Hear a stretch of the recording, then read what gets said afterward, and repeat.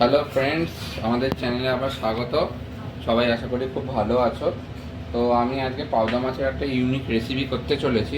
এটা খুব কমই করা হয়, তো রেসিপিটা তোমরা ফলো করো। দেখো, পার্শে মাছ ধুয়ে আমাদের রাখা হয়েছে, ফ্রেশ পার্শে মাছ। এবার আমি পার্শে মাছটাকে ম্যারিনেট করার আগে আমি আমার মশলাটা রেডি করে নেব। সেটা আমি দেখিয়ে দিই তোমাদের। মানে একটা মিক্সিতে একটা পেস্ট করতে হবে। প্রথমে আমি দিলাম রসুন, আদা আমার আলাদা করে বাটা আছে, আদা আমি এখন দেব না। তো রসুন, একটুখানি কালো সর্ষে, হাফ টেবিল স্পুন, কারণ 5-6টা মাছই আছে, বেশি হয়ে যাবে, তেতো হয়ে যাবে বেশি দিলে। কালো সর্ষে,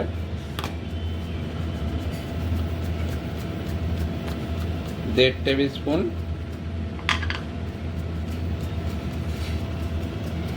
পোস্ত, আর ঝালের জন্য 3খানা শুকনো লঙ্কা। আর আদা আমাদের বাটা আছে, আদা আমরা পরে মেশাবো। তো রান্নাটা যখন এই পেস্টটা যখন মেশাবো তখন আদাটা মিশিয়ে নেব। এটা আমরা কি করব এখন, এটা আমরা একটুখানি জল দিয়ে কিছুক্ষণ জন্য ভিজিয়ে রাখবো। তারপর আমরা জল দিয়ে ভিজিয়ে রাখা হলো। এবার আমরা কি করব, এবার আমরা মাছটা নুন আর হলুদ দিয়ে ম্যারিনেশন করে ভেজে নেব। ঠিক আছে, চলো ম্যারিনেশনটা করে ভাজারটা আমরা তোমাদের দেখাবো, তারপর আমরা ফিরে আসছি। দেখো বন্ধুরা, আমরা এবার ম্যারিনেশন করব। ওটা আমরা ভিজিয়ে রেখেছি, তোমাদের আগে বললাম দেখো ভিজছে ওটা। এবার মাছটা ম্যারিনেশন করে নেবো। দিয়ে দাও। 6টা মতন মাছ আছে, তার জন্য আমরা দিয়ে দিলাম 1 টেবিল স্পুন হলুদ গুঁড়ো। এটা পাতলা মাছ, বেশি নুন লাগে না, তো 1 টেবিল স্পুন নুন দিলেই আমাদের হয়ে যাবে। আর একটু লাগবে, 1.5 টেবিল স্পুন মতো নুন লাগবে। তো চলো এটাকে আমরা করে নিই। আর একটুখানি সর্ষের তেল দিলে ভালো হয়, একটু সর্ষের তেল দিয়ে দিই আমি। এটা পাবদা মাছ তো একটু সর্ষের তেল দিলে ভালো হয়, ফাটবে কম। আর পাবদা মাছ রান্না করার সময় তোমরা একটুখানি এতে নুন দিয়ে রাখবে, তেলে নুন দিয়ে রাখবে। দেখো, এই দেখো তেল আমার রেডি হয়ে গেছে ভাজার জন্য। তেল আমার ভাজার জন্য রেডি হয়ে গেছে। এখানে আমি দেখো তেলে কি করছি, তেলে আমি একটু নুন দিয়ে রাখছি, তাহলে কি হবে, তাহলে এটা ফাটবে কম, আর মাছগুলো ছেড়ে ছেড়ে যাবে না। চলো মাছটা ছাড়ার সময় আমরা ফিরে আসবো আবার। সোনিয়া রেডি করে নিই, আর তেলটাও গরম হয়েছে, প্রায় হয়ে যাক, আমরা ফিরে আসছি। দেখো বন্ধুরা, তেল আমাদের এটা নুনের ফেনা,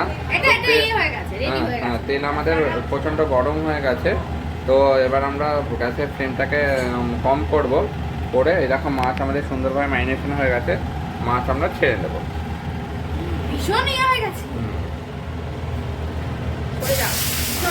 দুটো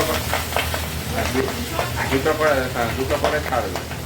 দেখো কীরকম মাছটা ফাটছে। দুটো করে আমরা ছেড়ে এগুলো ভেজে নেব, নাহলে গায়ে গায়ে লেগে গিয়ে প্রচণ্ডভাবে ফেটে যাবে, নষ্ট হয়ে যাবে, বাজে হবে। আচ্ছা ঠিক আছে, আরেকটা হয়ে যাবে। চলো 3টে করে আমাদের হয়ে যাবে। চলো মাছটা ভেজে নিয়ে এরকমভাবে বেশিক্ষণ করে ভাজবো না, এইদিকে 1.5 মিনিট ওইদিকে 1.5 মিনিট ফুল আছে ভাজবো, ভেজে তুলে ফেলবো, নাহলে মাছ কিন্তু ভেঙে যাবে। চলো আমরা মাছ ভাজালে ফিরে আসবো। দেখো বন্ধুরা, তোমাদের যেরকম বলেছিলাম এদিকে 1.5 মিনিট ওদিকে 1.5 মিনিট করে ভেজেছে এক লট, আর এক লট ভাজা হচ্ছে, প্রায় 1.5 মিনিট হতে এসছে। হলেই সোনিয়া ঘুরিয়ে দেবে। একটুখানি পুরো লাল না, একটুখানি ব্রাউন আর লালচে মিলিয়ে থাকবে। তো বেশি এগুলো ভাজলে কিন্তু টেস্ট হয়ে যাবে। তো দেখো কীরকমভাবে সোনিয়া ভাজছে, এটাকে ঘুরিয়ে দিল। আর তোমরা থাকা তেলে ভাজবে, বেশি তেল দিয়ে ভাজবে। তারপরে তেল বেশি হলে আমরাও করব, মনে হলে আমরা কিন্তু তেল তুলে রেখে দেবো। বেশি তেলের খাওয়া ভালো না, এটা বিয়েবাড়ি রান্না হচ্ছে না, এটা ঘরোয়া রান্না হচ্ছে। তো বারবার আমরা এটার উপর জোর দিই, হেলথের উপর।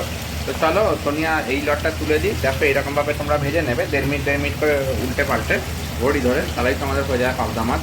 তার আগে ম্যারিনেশন যখন করবে সোজাভাবে পেটটা চেপে দিয়ে স্ট্রেট করার মতন, বাচ্চাদের যেমন তেল মাখায় পিঠ সোজা করে, ওরকম সোজাভাবে মাখাবে, দেখবে মাছ তোমাদের এরকমই থাকবে, ভাঙবে না। চলো মাছ পুরো ভাজা হয়ে গেলে আমরা ফিরে আসছি। দেখো বন্ধুরা, আমরা তোমাদের যা প্রমিস করি সেটাই করি। দেখো বন্ধুরা, আমি তোমাদের বলেছি যে আমরা তেল তুলে রেখে দেবো, তেল খাওয়া স্বাস্থ্যের পক্ষে ভালো না। দেখো 2 বোতলে ভেজে 3 টেবিল স্পুন তেল আমরা তুলে রেখে দিলাম। তো এবার আমরা কি করব, এটায় পেঁয়াজ ছেড়ে দেবো। পেঁয়াজ ছেড়ে দিয়ে পেঁয়াজটাকে ভালো করে ভেজে নেবো। পেঁয়াজ ছাড়বো আর একটু হলুদ দেবো, দিয়ে ভালো করে ভেজে নেবো। চলো মাছের তেলেই মাছ ভাজবো, প্রচণ্ড গরম আছে তেল, তো গরম করার কোনো ব্যাপারই নেই। পেঁয়াজ ছেড়ে দাও।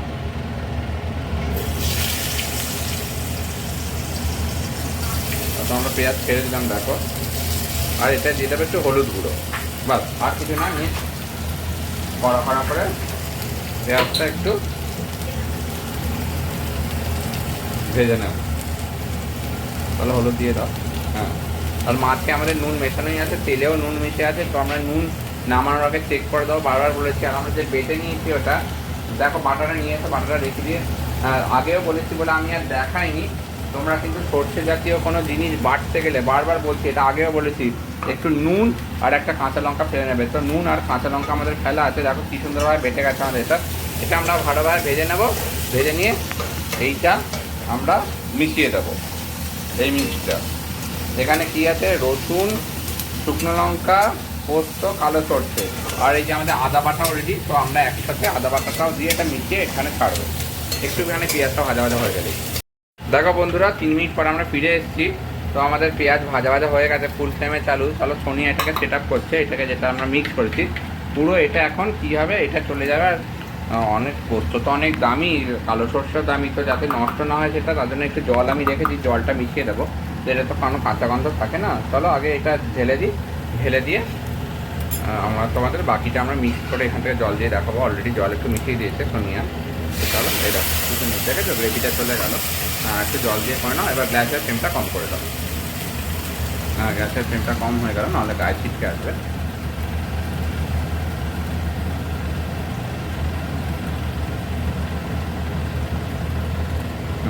দিয়ে দাও।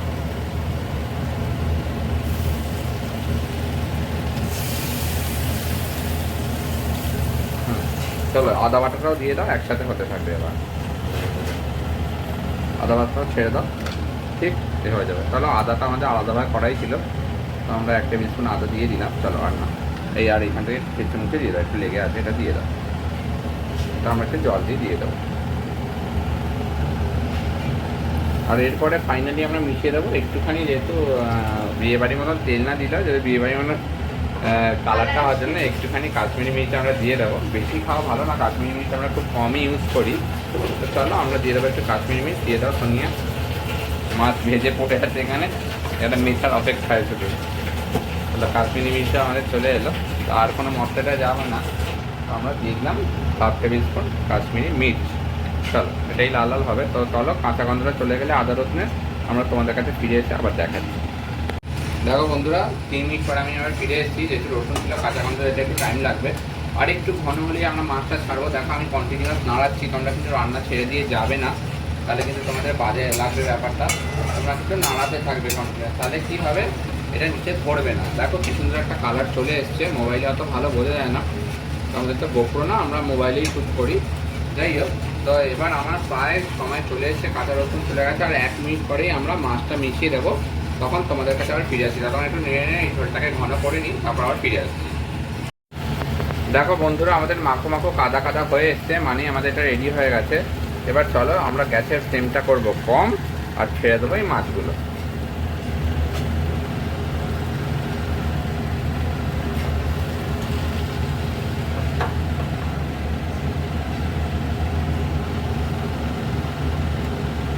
এটার ভিতরে জলটা দিয়ে দেবো।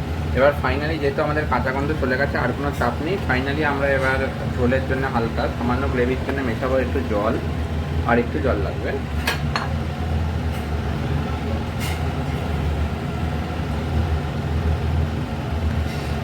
মিশিয়ে আমি একটু জল।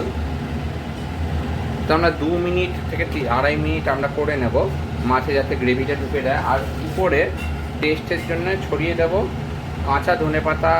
খাওয়া সব স্বাস্থ্যের পক্ষে ভালো না, খুব রেয়ার মোমেন্ট। ফুচকা ফুচকা খেলো, হ্যান খেলো, বাইরে খেলো মানুষজন, সেটা আমার কিছু বলার নেই। আমি খাই না, আমার স্ত্রী খায় মাঝে মাঝে, বছরে 1বার 2বার, আমিও খেতে দিই না ওকে।